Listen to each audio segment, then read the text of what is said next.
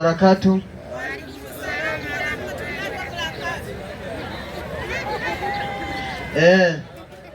Jeba nuko nyene bigenda.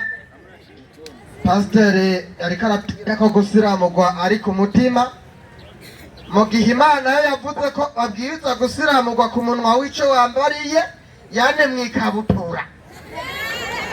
Pasitori nawe ngo yago ni mu mutima. Rero ninaco gituma turi ngabwira ngo abarimu bazega babisobanura. Nomba gukosora Imana. Ni gukosora Imana. Mwenyekiti nango ngo nihenga umugore yasiramu. Itegeko riri muri Bibiliya, Imana iriha abagabo. Aciye abaza abagore. Tuza pastor ndiko ndagenda buke. Tuza. Sindi mata. Kuri ubwo rero Mwarimu Idirisa karibu. Nuria yavuze uzuragenda buke pastor. Nuria yavuze kandi twamwumvira iki. Okay. Oya uwatanguye Nuria ngo ndakavuze. N'umusomyi aricyo uzariyigisha abarimu abari umwe. Ari ukuntu avyonga ivyigwa nyene ugasanga byacana. Bana ngorane kabisa tunganye. Uyu uko agenda wese gufasha ahubwo acashaka kwiyigisha muce mumuhagurutsa aza yigisha. Hama bazane ya indi mikrofone inumvisi ziracikagurika. Sawa sawa. Okay. Reka manze shimire umwarimu avuye hano. Yego nukuri. Ibintu byose yavuze je navyanditse. Si sawa? Ahereye muri Qur'ani 47:8. Qur'ani. Aravuga ati jewe ibya Paulo ntavyo nomenya kubera hariho amakuru y'izindi ntumwa atabwiye intumwa y'Imana nde Muhammad. Si sawa? Acagenda no kwa Yesu nahabivuga uko.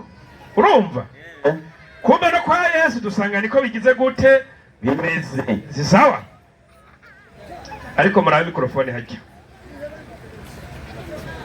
Undabira umwanya. Kumbe na Yesu hari izindi ntumwa nawe yatoranije nabo batazi amazina. Nawe nyene ubwiwe atazi. Uko nakubwiye nti ndondagurire yavuze ngo nini? Wapi? Hariho 70 zitagira amazina. Niyo agaruka rero hano. Muri ziriya 70 Yesu yacaguye. Hereza mw'izina Paulo. Ati muri ba 70 harimo witwa Paulo. Cyenemera kuri umunyakuri. Hana Paulo yivugire? Oya. Ngo ndi ntumwa ya Kristo. Ariko arantwengeje. Acaca mu gitabo cy'Abigalatiya 1:1. Wanyeranyera ka Paulo ngo ko yatumwe n'Imana 1:1 Galatiya. Igitabo cy'Abigalatiya 1:1. Neza cyane. Mwumvirize kano kamenyo. Nyumviririza rukuri. Inyandiko igira iti icete Paulo yandikiye Galatiya. Icete Paulo yandikiye Abigalatiya. None ko buciye mutarikete kandikira umuntu sivuga ibyo ngomba. Uvuga ibyo ushaka. Nivuga uko ngomba kandi niko ndanabesha abantu. Acavuga ati Paulo intumwa itatumwe n'abantu. Intumwa itatumwe n'abantu kandi nta muntu yabariwe kuntuma. Ngo ntarwabwiwe kutumande Paulo ni wari karavyivuga. Uravyumva burya nta n'uwamutumye.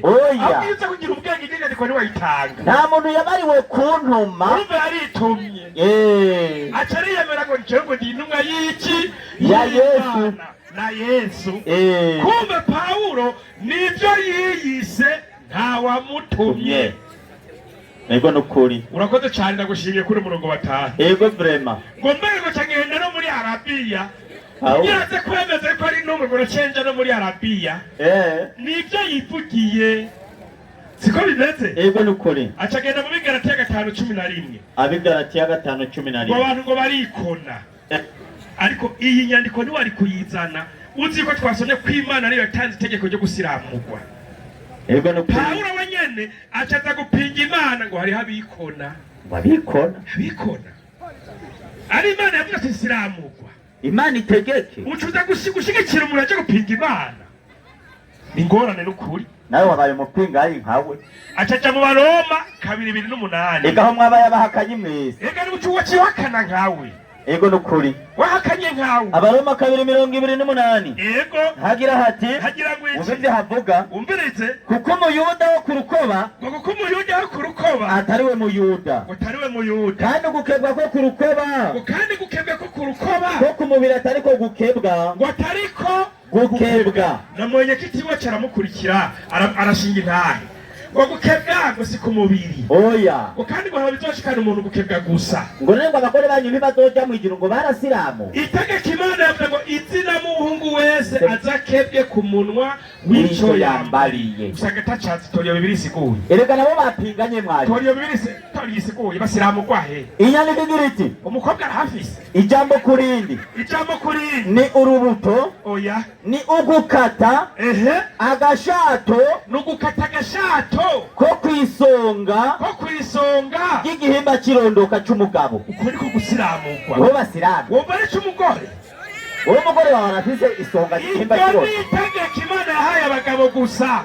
Kweri. Wanyiba umugore wafise igitsina nk'ico basiramurako uragenda bamusiramura wowe wawe. Yego.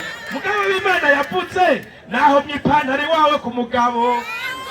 Hanyuma cavuga rindira gatoya. Yego. Mbere ndakubwire n'ukuri rero. Ndiyo. Ibyo witwaza ngo ni mu mutima ku mubiri hadasiramuye. Bibiri yicishinga intahati no mwijuru ntuzohonyorayo. 44:9 Ezekiyeli. Ezekiyeli 44:9. Cyo gupinga ibyanditse nka Pawulo ntasoni. Inyandiko iragira iti. Igira ngo iki? Inyandiko bwayisoma. Uko niko Mwami uhora hagize. Nije nabivuze ndabisomye muri Bibiliya. Byavuzwe n'iki? N'Imana. Wumva ari Pawulo. Uko niko Mwami uhora hagize. Ati nta munyamahanga atakebwe mu mutima no ku mubiri. Bihera mu mutima ukaja ku mubiri. Azokwinjira hera hanje. Iyo ni Imana. No mwijuru ntujayo. Utasiramuwe ku mubiri. Bivuye mu mutima n'ijuru ntonyoramwo ku bwa Bibiliya. No kuri. Pawulo nawe ngo ukebwa ari kudakebwa ngo nico kimwe. Wumva uwo muntu yatumwe n'Imana. Oya. Kandi mukaza yabwaye ngo yatumwe ni mugashigikira. Oya. Niyo mpamvu na Yesu muri Luka 2:1 nawe yaciye agira gute asiramurwa. Na Yesu ahabwa Imana ariko asiramuwe Luka 2:1. Bakeba Yesu. Bagira gute? Bakeba Yesu. Bamushikanira Imana. Ukabuze unasiramuye ukigira ugera ku Mana wiwe. Bakeba Yesu. Bagira gute? Bamushikanira Imana. Na Yesu yegereye Imana banje kugira gute? Gusiramurwa. Nakazi kawe. Wewe bwo bucafu bugenda. Uraza muragendera kabusunzu ngo muzoca mwijuru cyane. Nama nagenda no bucafu yoja mwijuru. Acagenda muri Yohana 20:8. Ingorane. Na 20:8. Urabona ngo na Yesu ngo yarivugiye ko ari Imana. Yesu yivugiye ngo Yesu ndi Imana reka kumubeshera. Nokuri. Sobiyo nyandiko. Inyandiko iragira iti. Yego. Toma aramwishura ati. Gutoma aramwishura ati. Mwami wanje. Kandi Imana yanje. Yesu aramubwira ati. Wicejwe nuko mbonye. Hahigwa abizera. Aho hantu kweri Yesu arekeza amubwira ngo ndi Imana. Eka. Kwari ibyifuzo yivugiye uzenge Petero. Toma. Niwe byivugiye Yesu amubwiye ngo ndi Imana. Oya. Ariko aho nyene 17 Yesu yari yamubwiye ko batumva nabo nyene. Umviriza 17. Umviriza Yesu yari abaje kubabwira aho nyene 20:17. Yego. Yesu amubwira ngo iki? Ntunkoreko kuko naraduga kwa data ariko genda kwa bene data babarira uti banzurindire nimba Yesu yari Imana uwo data agira aje kurawe ninde yitwa nde yitwa ngo iki genda kwa bene data babarira uti agira duge kwa se Yesu agira duge kwa se uwo se wiwe ninde nimba ariyo Mana yatumye Pawulo bandahanya agira duge kwa se ariwe so na wewe uti ku Mana yiwe ku Mana ya Yesu ariyo Mana yanyu. Wumva Yesu ari Imana. Niyo Mana yatumye Pawulo Yesu. Ubwo muzana upagani bwa Pawulo mubesha abantu kwe. Nimuze muvuga ko tuzojya mu ijuru. Yego, inshallah. Acaja mu Filipi 2:5. Yego nukuri. Igitabo cya Filipi 2:5. Ngo Yesu ngo ishusho y'Imana. Ni foto. Nibya mufoto. Nibya foto iyo Mana. Soma umbirize. 2:5. Kandi igitabo cya Pawulo nyine. mugire wa mutima muri mwebwe, ngo mugire wa mutima muri mwebwe wari muri Kristo Yesu, wari muri Kristo Yesu. uwo naho yarasanganywe ishusho y'Imana, ngo yarasanganywe ishusho y'Imana, ngo ntiyiyumviriye kuringanira n'Imana. none umva Yesu yari Imana ngo ntiyigeze yiyumvira kuringanira n'Imana, none umva yari Imana.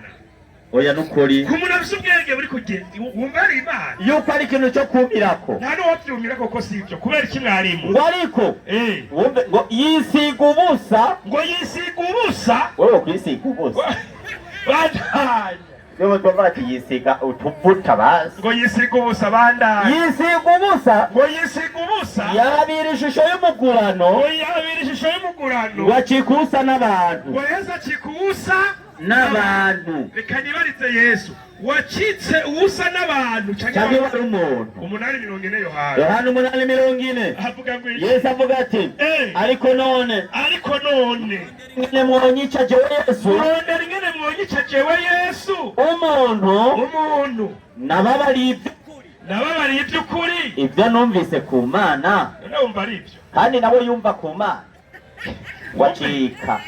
wabyumvise ko Yesu nawe yumva ku Mana ko wunama. Niyo Mana rero yatumye Pawulo, niyo Yesu ati jana byiyumvira ku Mana. Pawulo ngo ya Yesu niwe Mana. we numva ko Pawulo ari cadu, we numva ko byamucanze Pawulo. mumva ngaha mutubwiye wamutumye.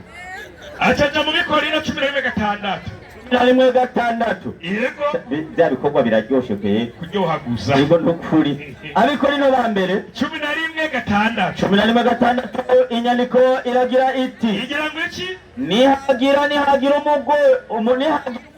ngo nihagira umugore atitwikira mu mutwe, watitwikira mu mutwe bamukerere n'umushatsi.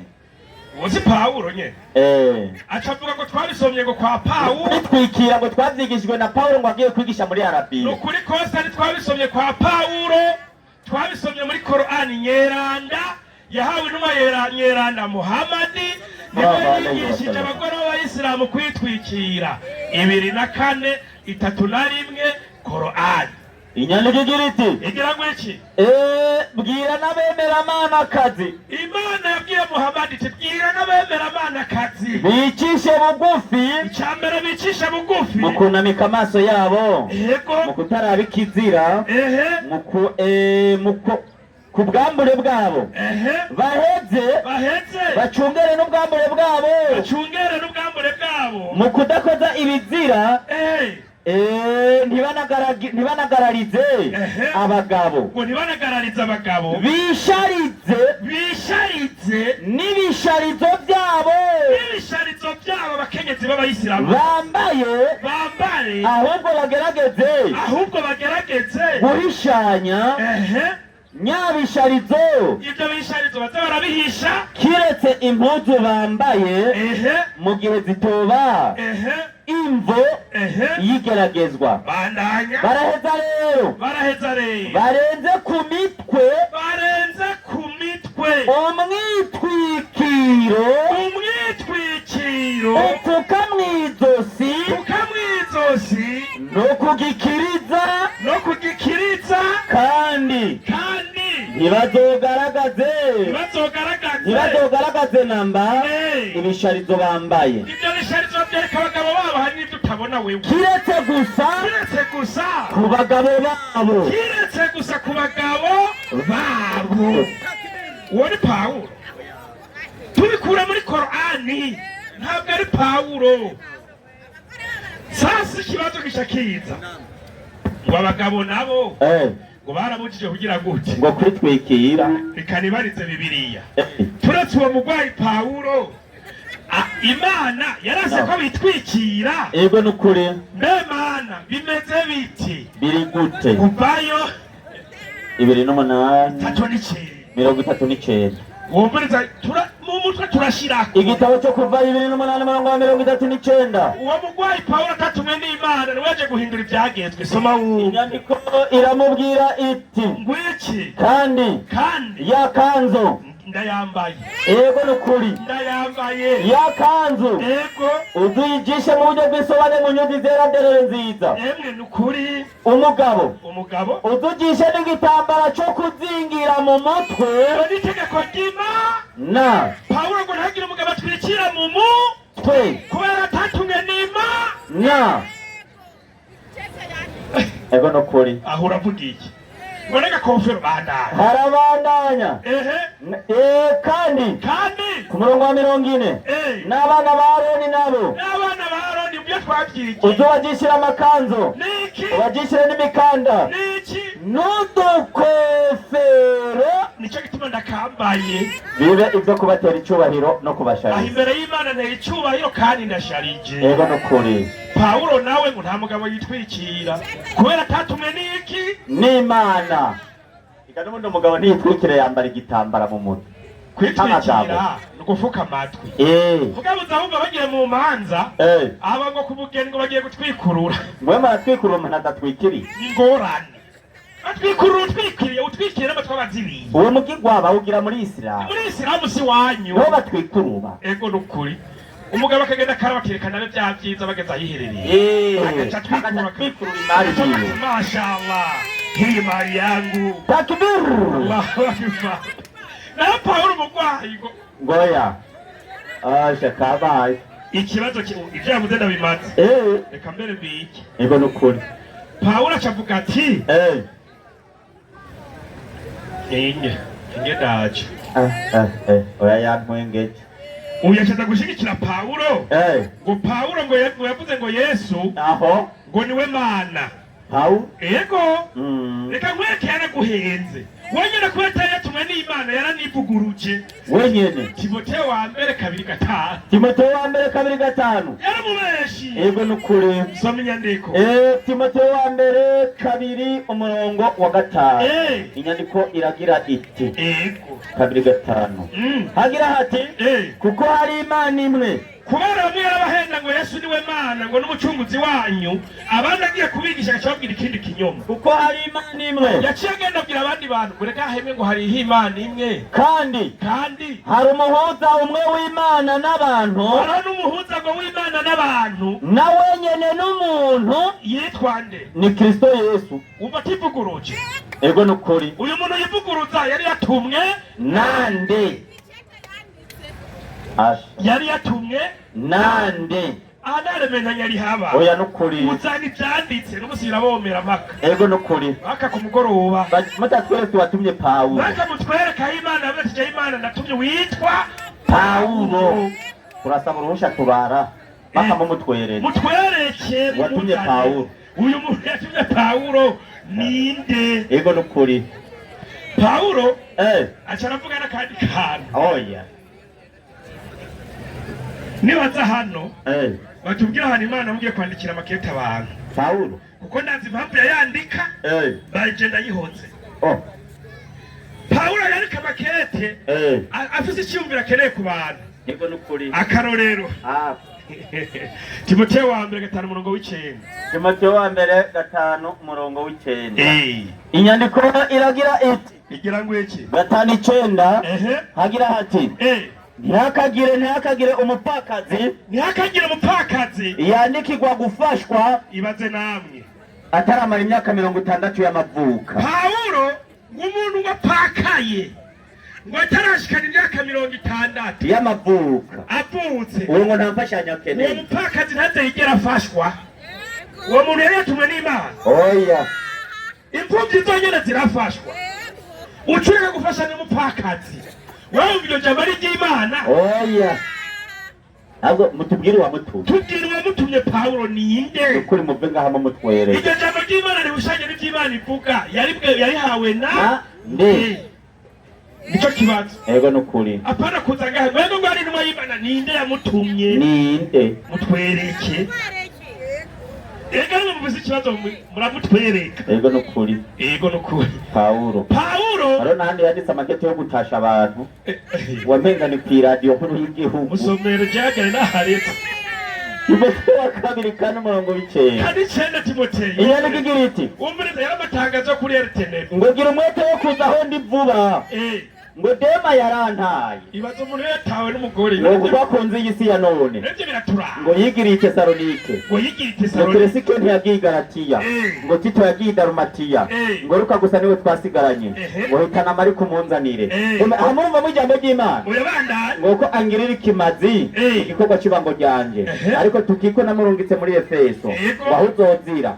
Uranzanira impuzu yo kwifukurushana butarajobanya. Umviriza iyo ntumwa Imana yo kubwira ngo uzotora ikoti. Ngo nasize ituro kwa Karupo. Ngo n'ibitabo ngo kandi cyane cyane by'insato. Ngo urumva ngo Alexandero. Urumva ngo umucuzi ngo yigiriye ngo yangiriye inabi nyinshi cyane. Soma kwicenda wagezeyo. Umviriza 19. Untahirize Purusikira. Yitahiriza abagore. Dore jambo ry'Imana kwe. Ngo untahirize Purusikira. Ngo untahirize Purusikira. Ndumva abangu bo kwiradio ngo urantahiriza nanakawo mu ngoba. Nawe na Paulo niko yarigize. Ubu kweri n'ijambo ry'Imana. Ngo untahirize Purusikira. Ngo nabo kwa Kirowa. Ngo nabo kwa Kirowa. Ngo nakwira. Ngo nakwira. Nabo kwa Onesiforo. Bandanya umvere. Werasito ngo yagumye Korinto. Ngo ariko Terofimo namusize imireta agwaye. Mugira umwete wo kuza aho ntivuba. Urushana rutarajobanya. Mana yanje. Urumva?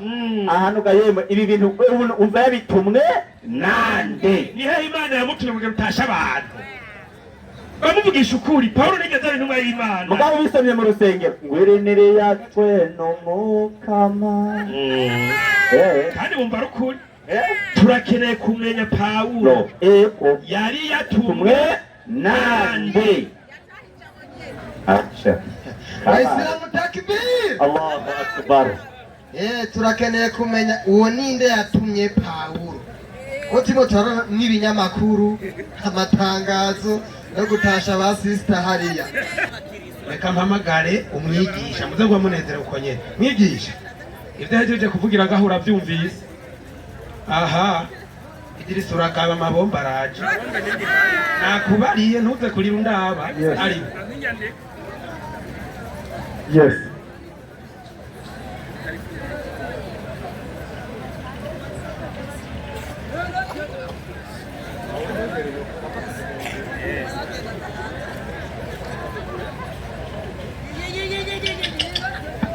Yes. Izina ry'Imana rihabwe icyubahiro. Amena. Amahoro y'Imana abane namwe mwese. Amena. Teresa arandyoheye kubera ko mu kwigisha kwiwe yari karanyunganira. Ndaryoherwa rero iyo umuntu ariko arigisha anyunganira uko aba ariko aranegurira inzira kugira ngo ninahaguruka ndonkaho wonca vyoroshe. Uraganeza ariko n'Imana. Amena. Ndabereka igituma ariko aranyunganira mugabo ndanamukosora mu nyunganizi ziwe.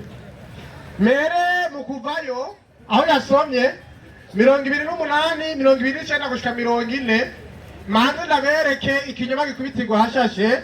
Reka namwegere ndabagaragariza ikinyoma cya bano bagabo. Uyu murongo niwe yawutanze kuva 28, 39 gushika 40. Nisomera inyandiko manze musoro n'umugabo kuvyo yasomesheje bidasa n'ivyo yariko aravuga. Ni nyandiko Haravuga ngo nipe manjonjo kandi yakanzo. Umviriza, mumvirize neza abantu b'Imana. Narababwiye ati mwege nimwe muducira urubanza. Nimwe murabajije muducira urubanza mudutature n'abano bagabo. Ngo kandi yakanzu ujijishe mu buryo bw'insobane mu nyuzi zera derere nziza. Mu nyuzi zigize gute? Zera derere nziza. Mu nyuzi zigize gute? Zera derere nziza. Nabiri kanzu bambaye bano bagabo.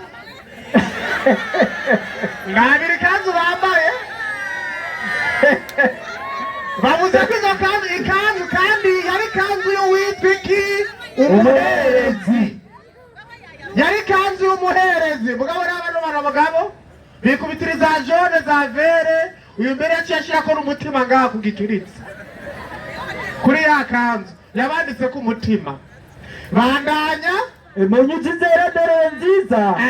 Uzujisha n'igitambara cyo kuzingira mu mutwe. Umviriza ngo udujisha n'igitambara cyo kuzingira mu mutwe acavuga ngo aha ngo ritebe ngo dujisha ngo ibikoyi. Bavuze igitambara cyo kujisha mu mutwe cera. mugabo biga bikoyi bambara usanga ari jaune vere shokora bivanze utubara ivyo navyo naho Imana yabivuze nibisa bisana ni photocopy bagira bandanya haravuga ngo munyuzi zera derere nziza yego bona umukanda abahinga babyo bawugererengemwe amabara aho umukanda abahinga babo bawugerereyemo amabara urumva nyereka rero umukanda mwambaye mwebwe ugererengemwe amabara nyereka umukanda ugererengemwe amabara mwambaye nyereka umukanda wambaye sukuva kuvuga Allahu Akbar shirako umukanda Muhammad azuka kuzirika urambara umukanda Muhammad azuka urabica gukorera bandanya harabona navuga ngo kandi n'abana ba Aroni abana bande ba Aroni aya nabo kwa Ishimayili nabo kwa Muhammad nabo kwa Ishimayili Nagako mukomoka mubo kwa Ishimayili mukomoka mu ruzero rwa Aroni aba bagabo ni baramara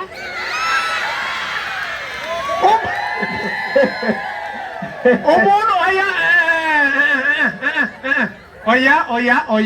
oya manzo agari ku mwanya aho kantu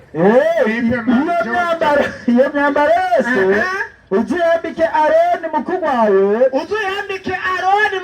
wumvise abantu bayambara abana biwe yambagwa nande na Aroni n'abana bande n'abana biwe nimwumvire ko mbega mukomoka kwa Aroni muri abana ba Aroni wese wawe ntitumuzi si Prosper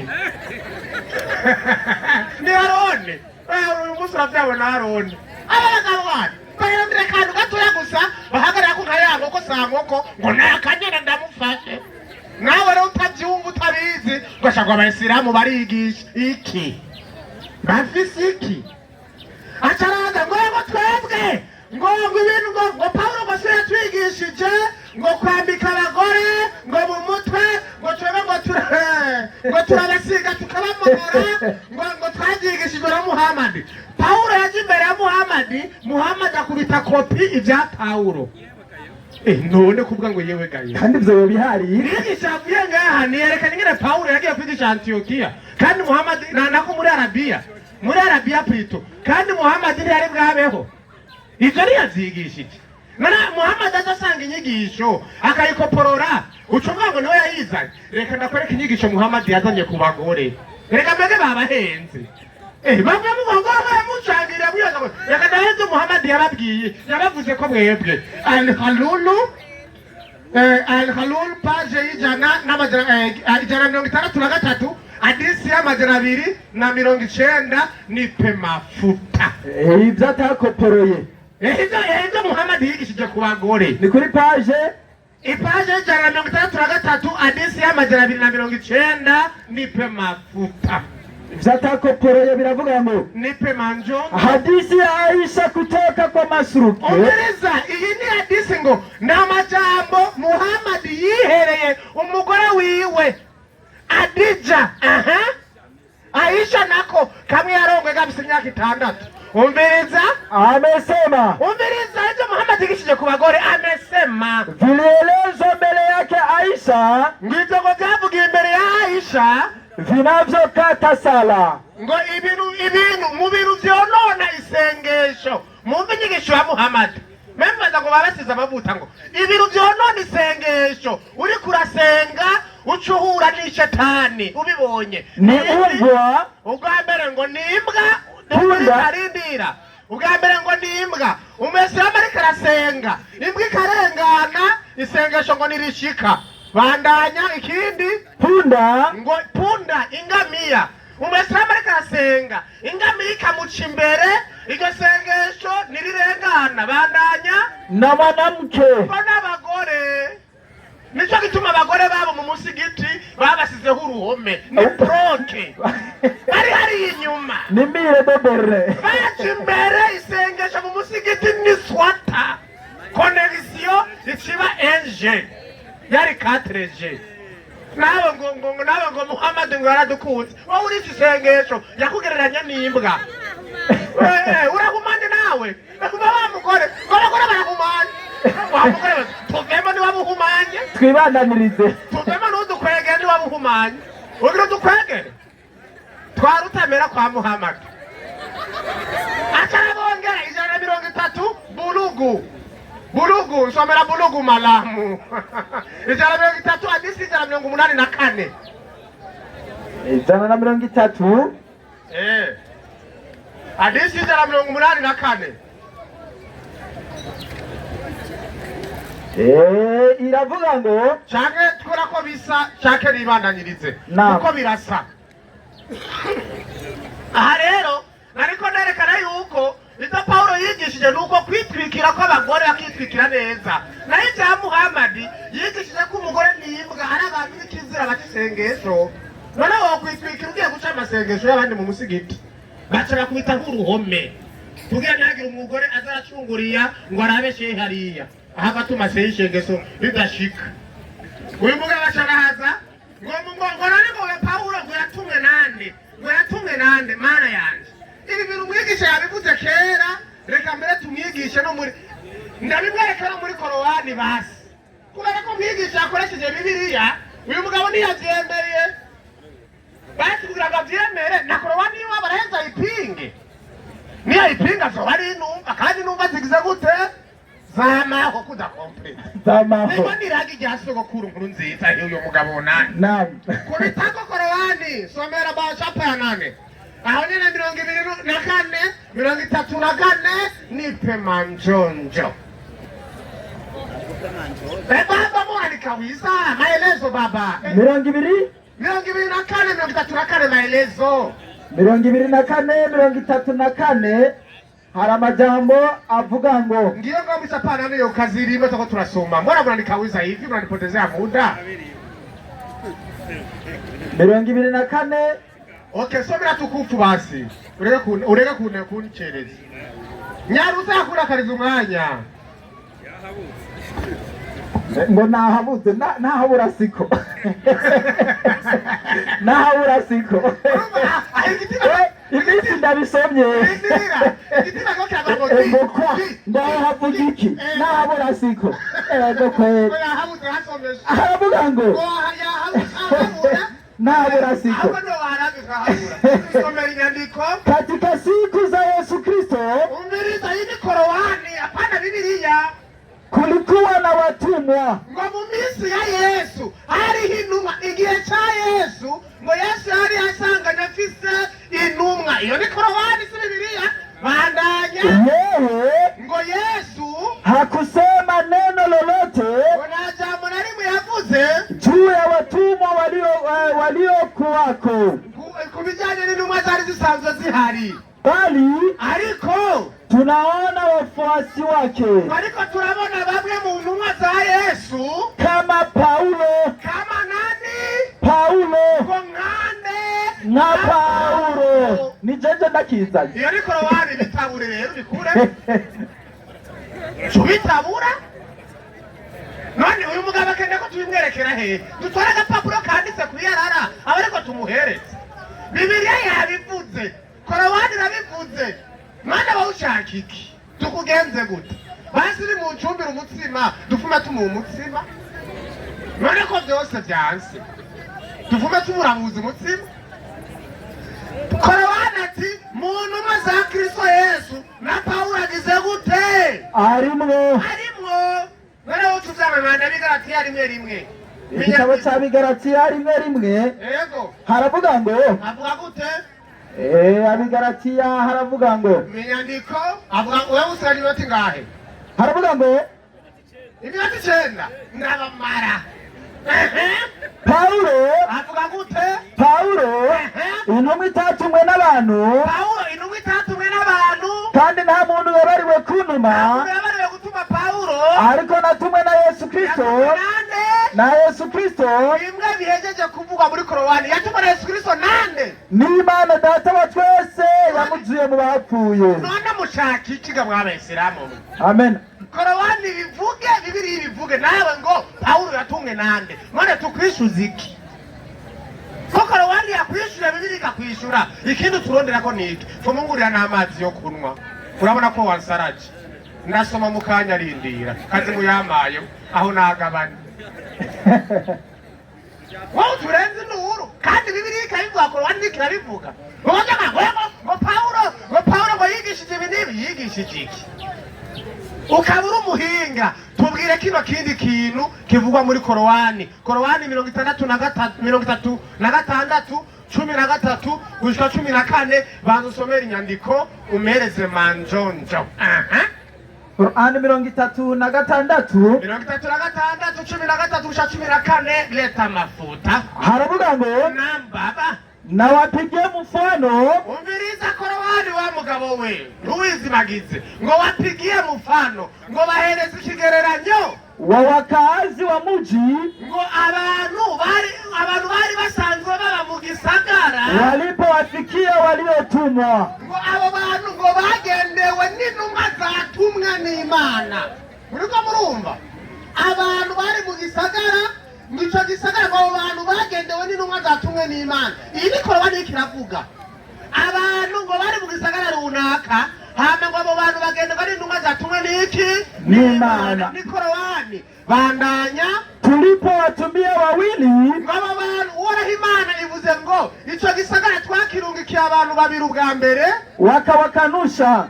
Uyo ni Paulo na Sila barabanka basi tukawazidishia nguvu ngo mu nyuma dushako ini twongereza nguvu kwa mwingine watatu shako n'undi wa gatatu ni Barinaba wakasema abo bantu bacha baravuga hakika sisi tumetumwa kwenu batanyeka twarungisi wanyu nk'intumwa z'Imana. Uri kuravyumva niyo bari umuhinga niyerekana mu bantu nibande cyane ico gisagara nikiye nako mugabo jewe ndabivuga kugira ngo amakenga here aho nyine musi usobanura ico gisagara nikiye musi hacavuga ngo musi ubusobanura ico gisagara nikihe ni baadhi ya wafuasi wamesema mji huyo ni Antiokia. Abo bantu ngo abagenda bakurikira inyandiko z'Imana bigizamo y'Imana ngo bemeza neza yuko ico gisagara ari Antiokia. Iyo ni Korowani ni Antiokia. Aho niho Paulo yagiye na Sila mu nyuma hiyongera ko Barunaba baba batatu nkuko Korowani igize gute ibivuze ariko ndabimure mu nyandiko ari Galatiya 1:16 ni pemanjonjo 16:17 haravuga ngo uvuga gute kandi sinaduzi Yerusalemu. Umiriza Paulo Korowani aje kuvuga ngo Imana yarungise intumwa zayo zibiri ngo mu nyuma urumva ni Paulo na Sila mu nyuma mwirukari n'umwigira gatatu uyo ni Barunaba iyo ni Korowani kabivuga ngo na handi yabatumye mwizo numa yazirungise mu gisagara cy'Antiokia. Iyo ni Korowani Bibiliya iciye bisigura neza ari Galatiya 1:16 ni pemafuta kandi sinaduzi Yerusalemu. Paulo ngozi aho nta sinaduzi Yerusalemu kubantanguriye kubintumwa ariko nagiye muri Arabiya hanyuma nsubira i Damasiko maze imyaka 3 ishize ndugiye Yerusalemu kwibonanira na Kefa marawe iminsi 15. yagiye Arabiya agaruka i Damasiko muri Antiokia. Imana tugirire neza. Amena. Agaruka i Damasiko muri Antiokia nico gituma ubona hariho ico gitabo cyabiki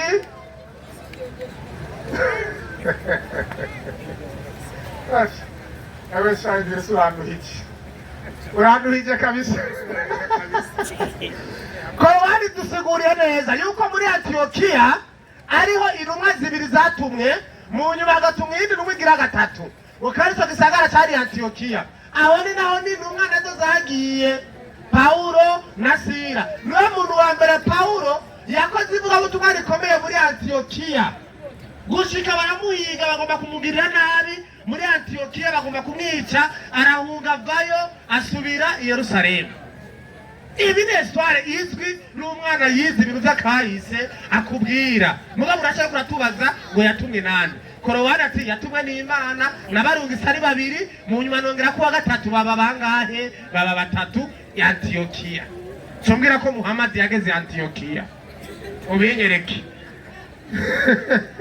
Uriye ko Muhammad yigeze agera i Antiokia. Rocha tumenya yuko Pawulo ariko arabesha. Uyu mugabo acaraza ngwehe ngushima ngo Pawulo ngo atabaho ngo yanditse ngo amakete ngo avuga ngo uranganira ngo agapira ngo mbeho ngiranyishe ngo mbeho irangonga taje ngo namerewe nabi uranganira agahuzu ko kwambara ngo kandi ngo ndamukirize Kefa ngo n'abandi acaba ngo yiramukiriza abagore.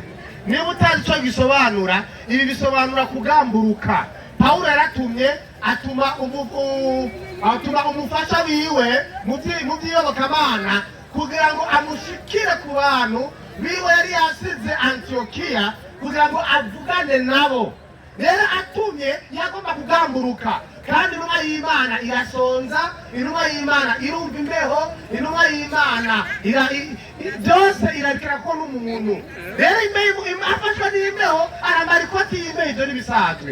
Utangaje nuko Pawulo yambaye ikoti y'imbeho, nawe ngawe hengi iri inyuma yawe mu mwanya urakonga karuci yikubitako namba atari yambeho y'ingozi mu mwanya uzobora muri kiki amenyo asaba ngo nane ngo yatumye ngo ivyete ngo intumwa y'Imana yandika ivyete. Kumbe ni yarandika ivyete vyemewe na korowani. Somera Minihajiri paje ya 42 iminyandiko. Iki gitabo si kiwanyu ngo ivyete nivyemewe nipe manjonjo. 42 aravuga ngo avuga gute? Muisilamu umviriza ngo umuisilamu ukuri apana mwebwe, apana umuisilamu w'amanyanga. Umuisilamu ukuri ameze gute? Yemera iki? Anaviamini vitabu vyote. Umviriza ngo umuisilamu ukuri apana w'amanyanga ngo yemera ibitabo byose alivyoviteremsha Allah. Lindira, ibisigura yuko umuisilamu ntiyemera korowani gusa, yemera ibitabo byose ngo byavuye ku Mana. Ubare korowani gusa. Oya. Uwo ni umuisilamu ukuri, yemera korowani na Bibiliya n'ibindi. Bandanya. Anaviamini vitabu vyote. Yemera ibitabo byose alivyoviteremsha Allah. uhoraho yamanuye. Na nyaraka. Umviriza ngo na nyaraka n'ivyete. Nivyete bandanya. Na nyaraka Nivyete alizowapa baadhi ya mitume wake yahaye intumwa ziwe. Ivyete yahaye intumwa Ziwe. Alhamdulillah. Ya. Haleluya. Amena. Mwigisha uku niko wigisha by'ukuri. Kumbe abo bantu urabakunda. Ushaka ko bazoja mw'ijuru baraba bavyumvise. Nuko rero iminota 80 iraheze. 40 ku ruhande rw'Abisilamu, 40 ku ruhande rw'Abakristo. Tugiye mu mwanya w'ibibazo n'inyishu. Hapa